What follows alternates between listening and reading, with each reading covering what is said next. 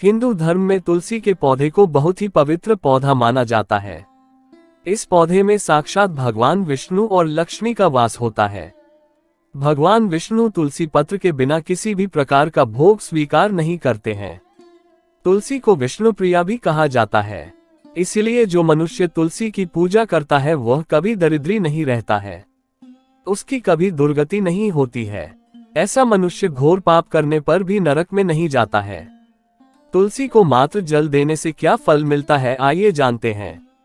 इस महान कथा के माध्यम से एक बार देवी सत्यभामा भगवान श्री कृष्ण से पूछती हैं, हे स्वामी, आप तो तीनों लोगों के स्वामी हैं, फिर भी आप इस तुलसी के पौधे की पूजा क्यों करते हैं?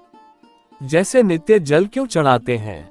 मैं इस पौधे को जल चढ़ाने का महत्व जानना चाहती हूँ। तब भगवान श्री कृष्ण कहते हैं, हे देवी सत्यभामा, तुलसी साक्षात लक्ष्मी का ही रूप है। इसकी नित्य पूजा करने के करोड़ों फायदे हैं। इसमें जल चढ़ाने मात्र से ही मनुष्य के करोड़ों पाप नष्ट हो जाते हैं। तुलसी को जल देने का महत्व बताने से पहले मैं तुम्हें एक अत्यंत प्राचीन कथा सुनाता हूँ। इस कथा के माध्यम से तुम्हें तुम्हारे सारे प्रश्नों के उत्तर मिल जाएंगे, इसलिए हम इस कथा को ध्यान से सुनो। श्री कृष्ण कहते हैं, हे देवी, जो भी मनुष्य केवल इस कथा का श्रवण कर लेता है उसे 100 वर्षों तक तुलसी को जल देने का फल प्राप्त होता है। देवी सत्यभामा कहती हैं, हे प्रभु, मैं इस कथा को अवश्य सुनना चाहती हूँ, आप मुझे वह कथा सुनाएं, मैं इसे पूरे ध्यान से सुनूंगी। तब भगवान श्री कृष्ण देवी सत्यभामा को तुलसी को जल देने के महात्म्य की कथा सुनाते हैं। हे देवी सत्यभामा, इस विषय में एक प्राचीन इतिहास है जो बहुत ही उत्तम और पुण्य फल प्रदान करने वाला है। पूर्वकाल की बात है, अवंतीपुरी में धनेश्वर नाम का ब्राह्मण रहता था। वह जन्म से तो ब्राह्मण था, किंतु वह कर्म से भ्रष्ट, कपटी, बुद्धि वाला, कंबल तथा चमड़ा आदि बेचकर धन कमाने वाला तथा अत्यधिक झूठ बोलने वाला था। उसका मन हमेशा बुरे काम करने में लगा रहता था। वह चोरी, वेश्यागमन तथा जुए में आसक्त रहता था। उसने अपने जीवन में कभी पुण्य के काम नहीं किए, शास्त्रों का अध्ययन नहीं किया, पूजा पाठ भी नहीं किया। सदैव अपना मन दूसरों के धन पर लगाकर रहता था। वह दिन में धन कमाता और रात्रि में वेश्याओं के साथ रात बिताता था। इस प्रकार से वह अत्यंत पापी धनेश्वर ब्राह्मण अपना जीवन केवल पाप करने में व्यतीत करता था। उसने अपने मुख से कभी भगवान विष्णु का नाम भी नहीं लिया और न कभी देवी देवताओं का पूजन किया। इस प्रकार से पाप करते हुए उससे अनेक वर्ष बीत गए। फिर वह धनेश्वर ब्राह्मण खरीदी बिक्री करने के लिए माहिष्मतीपुरी में जा पहुंचता है। उस नगर के पास से नर्मदा नदी बहती है। उस स्थान पर उस नदी में स्नान करने के लिए दूर दूर से लोग आया करते हैं। फिर वह ब्राह्मण उसी नदी के किनारे के एक आश्रम में ठहरता है। उस आश्रम में अनेक विद्वान ब्राह्मण पुराणों का पाठन तथा भगवान विष्णु की स्तुति में मग्न रहते थे। वह पाखंडी धनेश भी ढोंग करता हुआ वहीं पर उनके साथ रुक गया। उन विद्वान ब्राह्मणों के साथ रहकर उससे भी श्रीहरि विष्णु के नाम सुनने का अवसर मिलता था। वह उस स्थान पर 1 महीने तक रुका। फिर वहां पर आए लोगों ने गायों का पूजन करके ब्राह्मणों को भोजन कराया, तो उस पापी ब्राह्मण ने भी उनके साथ बैठकर भोजन किया और भगवान का प्रसाद ग्रहण किया। वहीं पर उस आश्रम में एक तुलसी का पौधा था। वह ब्राह्मण जाने अनजाने में ही उस तुलसी के पौधे में पानी डालता था। उसके मन में कोई विचार नहीं था कि वह क्या कर रहा है। वह रोज सुबह उठकर पात्र में पानी लेकर तुलसी के पौधे में डालता रहता था। फिर एक दिन वह आश्रम में सोया हुआ था, तो उस स्थान पर एक सर्प आ गया और उस सर्प ने उसे नींद में ही काट लिया।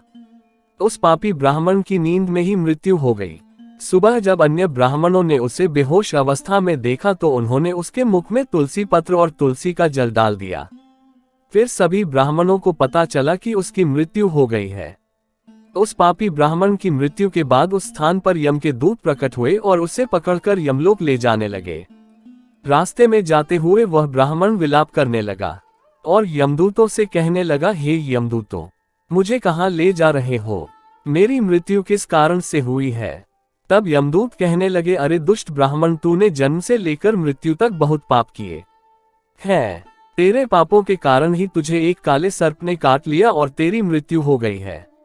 अब हम तुझे यमलोक लेकर जा रहे हैं। वहां पर यमराज तेरे पाप कर्मों का लेखा जोखा देखेंगे और निश्चित ही तुझे वे नरक में डालेंगे। फिर वह ब्राह्मण जोर जोर से विलाप करने लगा और उन यमदूतों से क्षमा याचना करने लगा। किंतु यम के दूतों को उस पर जरा सी भी दया नहीं आई और वे उसे पीटते हुए यमलोक लेकर गए। जब यम के दूत उस ब्राह्मण को लेकर यमराज के सामने पहुंच गए तो यमराज के पास बैठे हुए चित्रगुप्त ने उस ब्राह्मण के जन्म से लेकर मृत्यु तक के कर्मों का लेखा जोखा निकाला और यमराज से कहने लगे, हे महाराज, इस ब्राह्मण ने तो बचपन से लेकर मृत्यु तक पाप ही पाप किए हैं, इसने कोई पुण्य का काम नहीं किया है, ये तो मूर्तिमान पाप ही है, इसे कल्प भर के लिए नरक में डाल दिया जाए। फिर यमराज कहते हैं, हे दूत, जीवन भर पाप करने वाले इस दुष्ट ब्राह्मण को उठाकर ले जाओ और इसे कुंभीपाक नामक नरक में डाल दो। यमराज के आदेश का पालन करते हुए वे यम के दूत हंसते हुए उस पापी ब्राह्मण को लेकर चले गए और उसे मुद्गर से पीटने लगे, जिससे उस ब्राह्मण का मस्तक टूट गया और वे उसे कुंभीपाक नामक नरक में ले गए। उस भयंकर नरक में खौलते हुए तेल के बड़े बड़े गड्ढे थे, जिसके नीचे भयंकर अग्नि धधक रही थी। फिर यमराज के दूत ने उस ब्राह्मण को उस खौलते हुए तेल के घड़े में डाल दिया, लेकिन जैसे ही वह ब्राह्मण उस खौलते हुए तेल के गड्ढे में गिरा, वह तेल एकदम से ठंडा पड़ गया। इस विचित्र घटना को देखकर उस यम के दूत को बड़ा आश्चर्य हुआ, ऐसा पहले कभी नहीं हुआ था।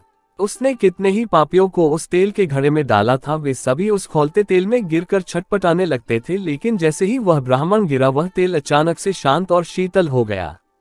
इस आश्चर्य को देखते ही वह यमदूत तीव्र गति से दौड़ता हुआ यमराज के पास पहुंच गया। यमराज ने पूछा, हे दूत, क्या बात है, इतनी तीव्र गति से दौड़ते हुए क्यों आ रहे हो? फिर वह दूत कहता है, हे यमराज, आपने जिस ब्राह्मण को कुंभीपाक में डालने के लिए कहा था, जैसे ही हमने उसे कुंभीपाक नरक में डाल दिया, नरक की अग्नि बुझ गई और वह खौलता हुआ तेल भी ठंडा पड़ गया। फिर यमराज कहते हैं, हे दूत, ये तो बड़ी ही विचित्र घटना है, ऐसा तो पहले कभी नहीं हुआ। यमराज विचार कर रहे होते हैं, तभी उस स्थान पर देवर्षि नारद पधारते हैं। देवर्षि नारद को देखकर यमराज अत्यंत प्रसन्न होते हैं और उन्हें प्रणाम करके उनका स्वागत करते हैं। फिर यमराज नारद जी से कहते हैं, हे देवर्षि, आप उचित समय पर आए हैं। हमने आज एक अत्यंत पापी ब्राह्मण को कुंभीपाक नरक में गिराया है, किंतु उसके गिरते ही नरक की अग्नि ठंडी पड़ चुकी है और खौलता हुआ तेल भी शीतल बन गया है। तब देवर्षि नारद यमराज से कहने लगते हैं, हे धर्मराज, आपने जिस ब्राह्मण को कुंभीपाक नरक में डाला है, वह नरक में डालने योग्य नहीं है, क्योंकि इस ब्राह्मण के द्वारा अनजाने में ही ऐसा कर्म हो गया है जो नरक का नाश करने वाला है। जो मनुष्य पुण्य करने वाले लोगों के साथ रहता है, उसे उनके पुण्य का भाग अवश्य मिलता है, और ये ब्राह्मण तो 1 महीने तक भगवान विष्णु के भक्तों के साथ रहा है। इस ब्राह्मण में आश्रम में रहते हुए नित्य तुलसी को जल अर्पण किया है, इसीलिए ये बहुत बड़ा पुण्यवान बन गया है। इसके समस्त पाप नष्ट हो गए हैं। ये ब्राह्मण अब विष्णु लोक जाने का अधिकारी बन गया है। इस ब्राह्मण ने अनजाने में ही इतना पुण्य कमाया है जो जन्म जन्मांतरों में मनुष्यों को प्राप्त नहीं होता है। इसीलिए आप इसे नरक में ना पकाओ। इस ब्राह्मण के पापों के लिए इसे केवल इतना दंड दो, इसे नरक लोक का दर्शन कराओ। देवर्षि की बात सुनकर यमराज अत्यंत प्रसन्न होते हैं और ब्राह्मण को कुंभीपाक नरक से निकाल कर लाते हैं और अपने दूतों से कहते हैं, हे दूत, इस ब्राह्मण महात्मा को ले जाओ और संपूर्ण नरकों का दर्शन कराओ। फिर यम के दूत उस ब्राह्मण को ले जाते हैं और संपूर्ण नरकों का दर्शन कराने लगते हैं। भगवान श्री कृष्ण कहते हैं, हे देवी सत्यभामा, इस प्रकार से यम के दूत उस ब्राह्मण को संपूर्ण नरकों का दर्शन कराते हैं और विष्णुलोक में ले जाते हैं, और फिर वह ब्राह्मण एक ही यक्ष बन जाता है। श्री कृष्ण कहते हैं, हे देवी, वनस्पतियों में मुझे तुलसी प्रिय है, मास में कार्तिक मास, तिथि में एकादशी तिथि और क्षेत्र में मुझे द्वारका प्रिय है। इसलिए जो मनुष्य नित्य तुलसी की पूजा करता है, तुलसी को जल देता है, वह मुझे सबसे अधिक प्रिय है। उस मनुष्य की कभी दुर्गति नहीं होती है, वह कभी नरक में नहीं गिरता है। जिन घरों में तुलसी का पौधा सदैव ही हरा भरा रहता है, उस घर में सुख, शांति और समृद्धि बनी रहती है। भगवान विष्णु की पूजा में और उन्हें चढ़ाए जाने वाले भोग में तुलसी के पत्र अवश्य होने चाहिए, क्योंकि तुलसी पत्र के बिना भगवान विष्णु किसी भी प्रकार का भोग स्वीकार नहीं करते हैं। इसीलिए प्रत्येक घर में तुलसी का पौधा अवश्य होना चाहिए। अगर आपके घर में तुलसी है तो सुख, शांति और समृद्धि के लिए तुलसी को चुनरी अवश्य चढ़ानी चाहिए। हमेशा ध्यान रहे कि तुलसी का पौधा चुनरी के बिना अधूरा होता है। तुलसी केवल एक पौधा नहीं है, बल्कि वह देवी है, विष्णु पत्नी है, इसलिए तुलसी को चुनरी अवश्य ही चढ़ानी चाहिए। इससे पति पत्नी में प्रेम और विश्वास बढ़ता है। घर में रहने वाली महिलाएं सदा सुहागिन और सौभाग्यशाली रहती हैं। तुलसी का विवाह भी अवश्य करना चाहिए, जिससे मनुष्य के सभी दुखों का अंत होता है और सांसारिक जीवन सुखमय बीतता है। तुलसी के पौधे के पास अपने मुख से अपशब्द नहीं बोलने चाहिए। तुलसी के पास भूल से भी जूते चप्पल अथवा झाड़ू पोंछा नहीं रखना चाहिए। इससे पाप माना गया है। जहां पर तुलसी का पौधा हो उस स्थान के आसपास थूकने से घोर अनर्थ होता है। तुलसी के पास जल से भरा हुआ पात्र भी नहीं रखना चाहिए। तुलसी के पौधे के पास दीपक जलाने के बाद दीपक को वहां से हटा देना चाहिए, क्योंकि तुलसी के नीचे बुझा हुआ दीपक रखना अशुभ माना जाता है। जिस स्थान पर भी तुलसी का पौधा होता है उस स्थान को हमेशा ही स्वच्छ रखना चाहिए। इसीलिए नियमित रूप से तुलसी के पौधे का पास साफ सफाई का ध्यान रखें। तुलसी के पौधे में शिवलिंग और गणेश जी की प्रतिमा नहीं रखनी चाहिए। साथ ही तुलसी के गमले में अन्य किसी भी प्रकार का पौधा भी लगाना अशुभ होता है।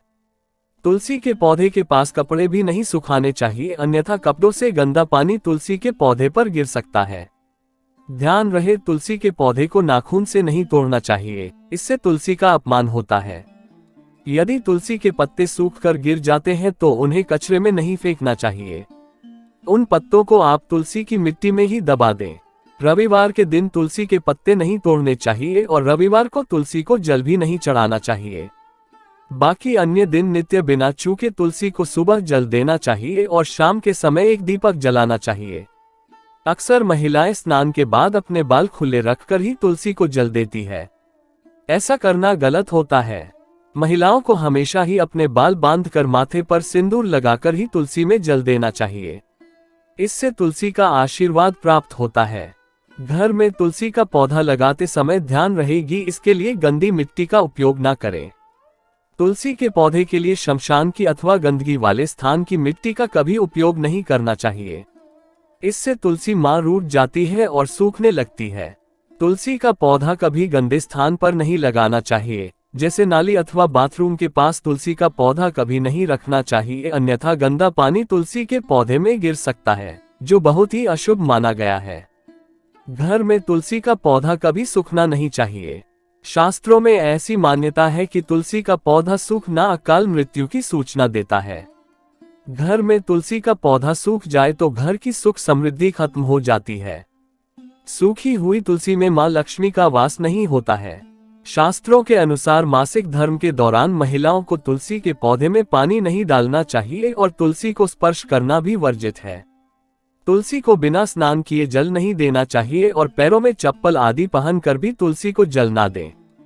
तुलसी को जल देते समय ध्यान रहे कि वह जल आपके पैरों पर ना पड़े, इससे तुलसी का अपमान होता है। श्री कृष्ण कहते हैं, नित्य तुलसी के दर्शन से मनुष्य को स्वर्ग की प्राप्ति होती है और तुलसी पत्र के सेवन से उसके सभी पाप नष्ट हो जाते हैं। तुलसी का पौधा हमेशा ही घर के सामने लगाना चाहिए। इससे पूर्व अथवा उत्तर दिशा में लगाना सबसे अधिक शुभ होता है। तुलसी के पास मरुस्थलीय पौधे रखना बेहद अशुभ माना जाता है। ऐसे पौधों से नकारात्मक ऊर्जा निकलती है। शास्त्रों में कहा गया है, जिन पौधों से हरी भरी कलियों की उत्पत्ति ना हो, उसके स्थान पर कांटे निकलते हो, तो ऐसे पौधों को तुलसी के पास कभी रखना नहीं चाहिए। शास्त्रों में केले के पौधे का विशेष महत्व बताया गया है। अगर तुलसी के पास केले का पेड़ लगा देते हैं तो कई गुना अधिक लाभ प्राप्त होंगे। केले के पेड़ में भगवान विष्णु का वास होता है। इसे तुलसी के पास लगाने से घर में सुख समृद्धि आती है। तुलसी के पौधे में शालिग्राम भी अवश्य रखना चाहिए।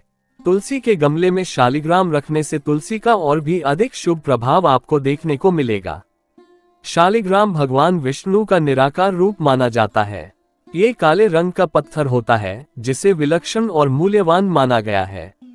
इसे अगर तुलसी के गमले में रखेंगे तो आपके घर से संपूर्ण नकारात्मक ऊर्जा नष्ट हो जाएगी। घर में केवल एक ही शालिग्राम की पूजा करनी चाहिए। पुराणों में कहा गया है, भगवान विष्णु की मूर्ति से कहीं ज्यादा उत्तम होता है शालिग्राम की पूजा करना।